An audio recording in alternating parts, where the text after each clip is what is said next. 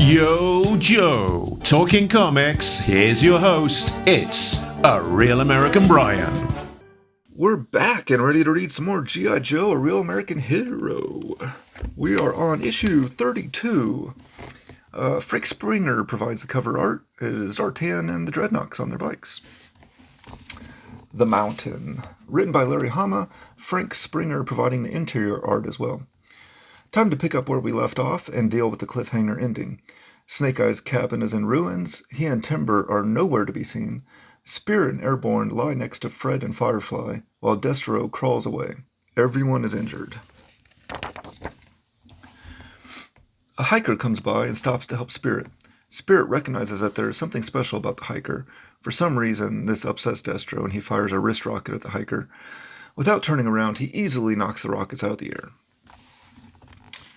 The hiker reveals himself to be the Soft Master. He sends the three Cobras away and gives them their weapons. Hawk and Duke are discussing the pit. It is completed other than some cosmetic changes and things that need to be finished up.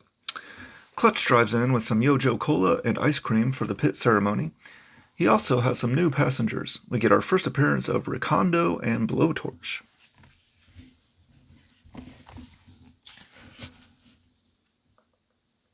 Destro and Firefly are carrying Fred down the mountain, and the Soft Master is working on Airborne, who has a couple of bullets in his leg. While he is working, he explains why he gave the Cobras their weapons back. Now we know what they are working with. Back in Springfield, underground, Billy is practicing his assassination plan. Major Blood scolds him for shooting the Cobra Commander dummy in the head. You need to shoot him in the chest. But Baroness consoles him and says Billy's a good boy. Soft Master gets Spirit up so he can help lift the remains of the cabin and find Snake Eyes and Timber. Of course a ninja would have a secret hiding place in his cabin. Fred is arguing with the other two men. He wants to turn back and finish the Joes off.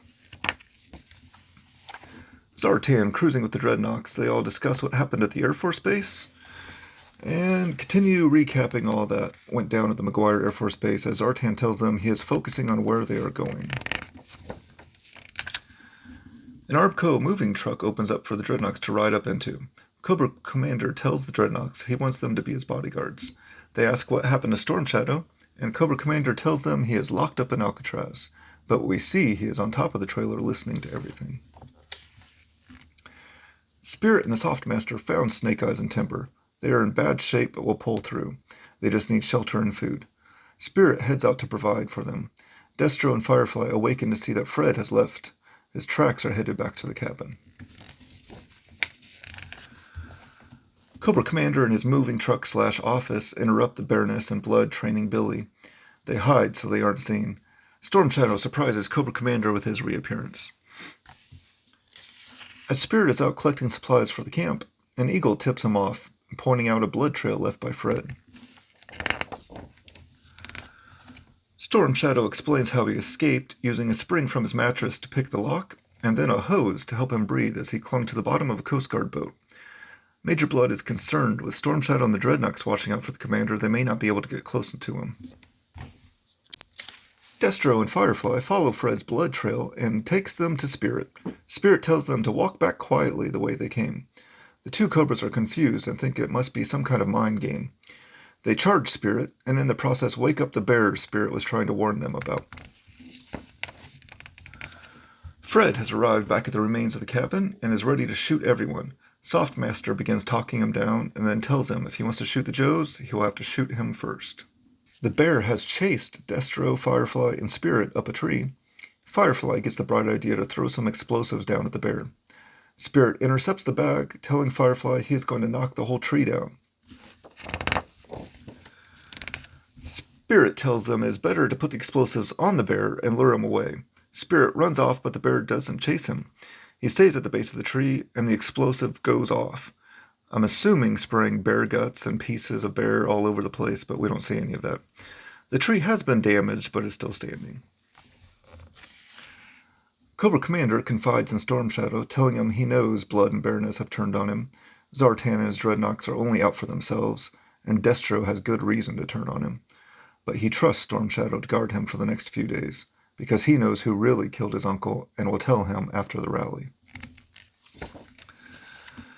The tree trunk snaps, the tree hits the ground and slides down the mountain and off the cliff. It was nice knowing you, Destro and Firefly. Fred falls over dead before he can shoot anyone.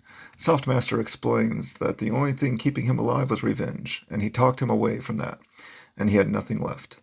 Speaking of revenge, he needs to talk to Snake Eyes about who really killed the Hardmaster. The tree flies over the cliff and crashes into the river. Destro and Firefly are able to safely float down the river.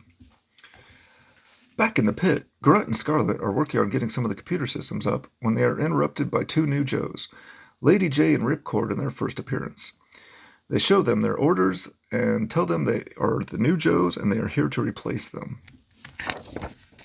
At Broca's home, someone pulls into the driveway. As the kids come out to greet their dad, they realize it isn't him, but looks just like him.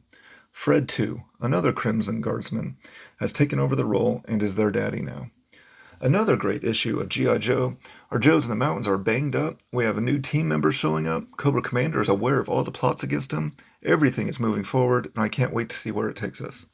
My favorite panel from this issue, Cobra Commander revealing to Storm Shadow that he is aware of all the secret workings against him. There's no fooling this guy. He hears and knows everything. Action everywhere in this issue, some big reveals, returning characters and new characters. I had a blast, and I'm going to give this one 5 flag points. I'm ready to keep going. That is issue 32. Now you know, and knowing is half the battle. Subscribe so you don't miss out on the continuing story in issue 33. You've been watching a Real American Brian production in association with the letters G, I, and JOE.